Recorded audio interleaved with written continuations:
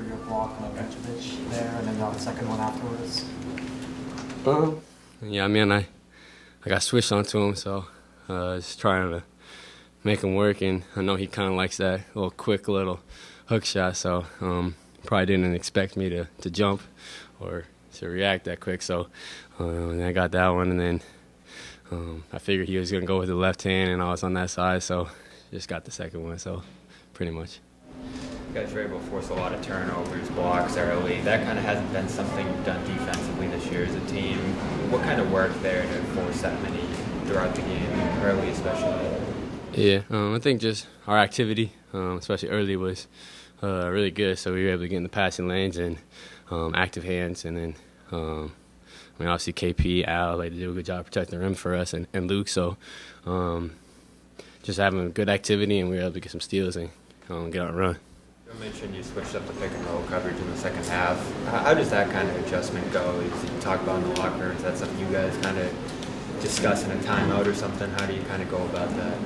Yeah, these guys are so good that you give them the same look throughout the whole game. They'll have a lot of success. So, honestly, they had a lot of they found something that worked in the second quarter, and we're just able to change it a little bit and just give them different looks. So, Joe does it mostly, but he'll communicate with us, like, what do you see out there? What do you think we should do? And just having that open conversation, that open dialogue, make it easy for us to get into what we need to get into. Derrick, you guys have so many offensive weapons on any given night. Do you just feel like anybody can take over a game like you did tonight? Yeah, that's the fun thing about this team is, most nights JT, JB, and KP, but they allow myself and everybody else the freedom of, if we got to go in to do what we need to do too. So having guys like that at the top and just allowing us to be aggressive, it's a fun team to play with. You guys kind of have almost like a schedule of who takes over which quarter. It's like a lot of Jalen, JP early, JT kind of in the middle, you often in the fourth quarter.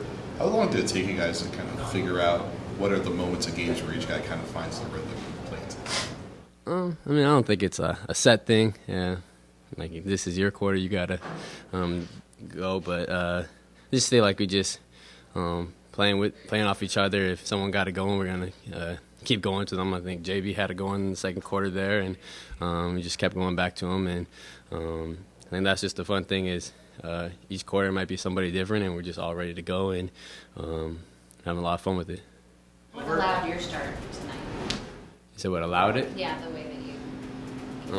I got good looks. I think my first 3 or 4 threes were wide open, so you get good looks like that. The basket starts getting a little bigger, and then just try to roll off of that. And then are there moments where you and Drew just look at each other and no more? We don't allow any more scoring. Mostly Drew. He's unreal out there. I feel like he guards all 5 guys at one possession, just flying around. So I'm just trying to do my part and help him as much as I can. So it's fun playing with him. Over All-Star Weekend, we're seeing more G League involvement, whether through the Rising Stars game or the dunk contest. And I'm wondering, as someone who's spent a lot of time in the G League as a rookie, how do you feel about seeing the league get more attention on the national stage? Yeah, I think it's a good thing. Just the more that league can build to be one of the top leagues around the world, just going to make the NBA game better. With the 3-2 ways, it just allows more opportunities for guys to stay here in the States and get a chance. So I think it's exciting. I got a lot of respect for the guys in the G League, and I know I'm here because of the G League, so I got a lot of respect for it. Derrick, Joe had said to us a couple times he hates breaks. He wished there was no All-Star break. He just wanted to keep going.